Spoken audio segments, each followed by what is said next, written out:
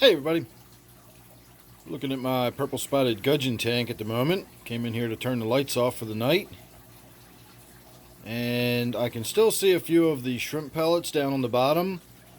And I was wondering if the bumblebee catfish had come out and eaten any of them.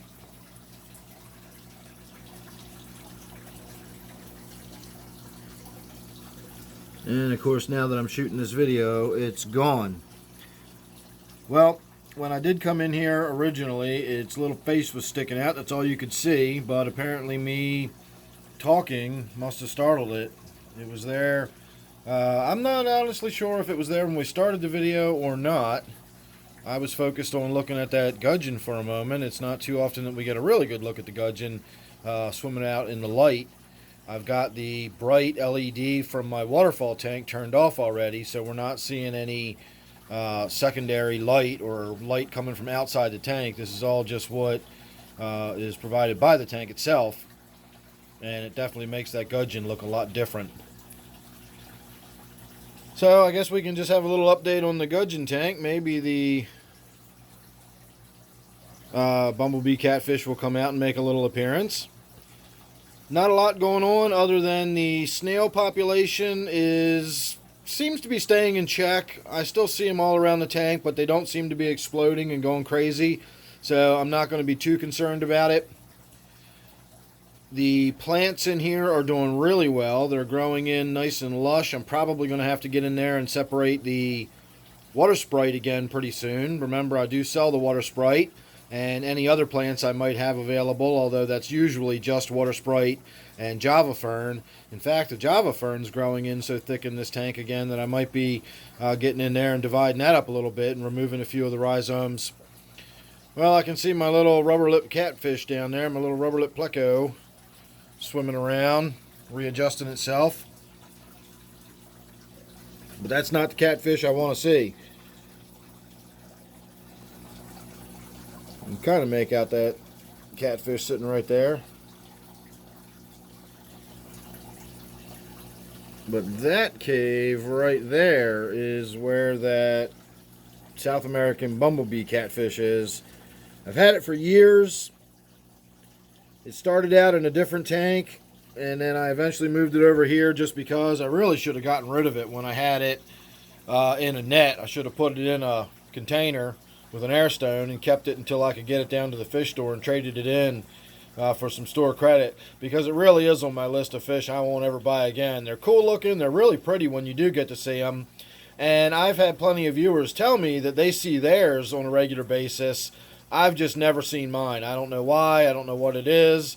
I personally believe if you've got your tank set up properly and there's enough hiding places for it, it's going to hide. And if you've got one that maybe has tons of hiding places but does come out, then consider yourself lucky as far as I'm concerned, because as soon as I give it hiding places, it hides. If I were to force it to just be out in sort of a tank that was more designed for me to look at rather than the fish to live in, then we'd probably see it a little more often, but I just don't think the fish would be as happy and healthy. They're a nocturnal fish and they're a reclusive fish. I didn't really realize that when I got them, but there you go. And as a result, I just never really see this fish. This is sort of an awkward tank. I can't really put anything in here with the gudgeon, because the gudgeon is really aggressive. He even chases the rubber lip catfish there when it comes out. I'll see this gudgeon come down and like bite at it and chase it back into its little cave. So nothing else is really going to be able to go in this tank. I've had people make suggestions about, this fish or that fish, and this would be big enough to deal with that gudgeon, or that would be strong enough to deal with the gudgeon. I don't want a fish that can fight back, and I don't want dueling fish in the tank. If this fish is going to be aggressive towards other fish in the tank, I don't want it in there. I don't want aggression between the fish. I used to have my T-bar in this tank, and while the T-bar is, it's a cichlid and it's big and chunky and I'm sure it could handle its own, that's just it. Again, I don't want, to come in here and see missing scales and fish, like swimming around in the corners because they're hiding from each other, and, that's just not the kind of tank I want. And unfortunately, as long as I've got that gudgeon in there, I really don't know what else I could put in here.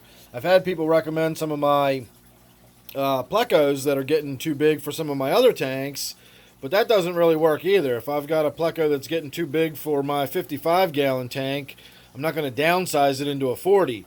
I do appreciate the fact that it would be in a less stocked tank, but it would still be a big fish in a 40-gallon tank, and it's just it would mess the tank up very quickly, and you know it's just that's not a good idea to go down a size tank, even if it's a less stocked tank. If the fish are getting too big for a 55, they're certainly too big for a 40. So I won't be putting any of my big plecos in here. Again, I don't know what else I really could do with this tank. I don't know how long these gudgeons live, but I have a feeling I'm in for this tank just being like this for a very long time, unless I opt to sell that gudgeon, you know, take it down to the fish store and get rid of it for some store credit in that sense. So I don't know. I don't think we're going to get to see that catfish, especially with me standing here yammering on. That's probably why it went and hid in the first place. You'd be surprised at how easily you can hear inside these fish tanks. I've done videos with my cameras inside the tank, and you can hear me coughing, and you can hear the radio playing in the background, and you can hear all kinds of noise inside that fish tank. So there is absolutely no doubt that those fish hear my voice loud and clear as I stand here, you know, directly facing the fish tank, booming my voice right at it. So there you go.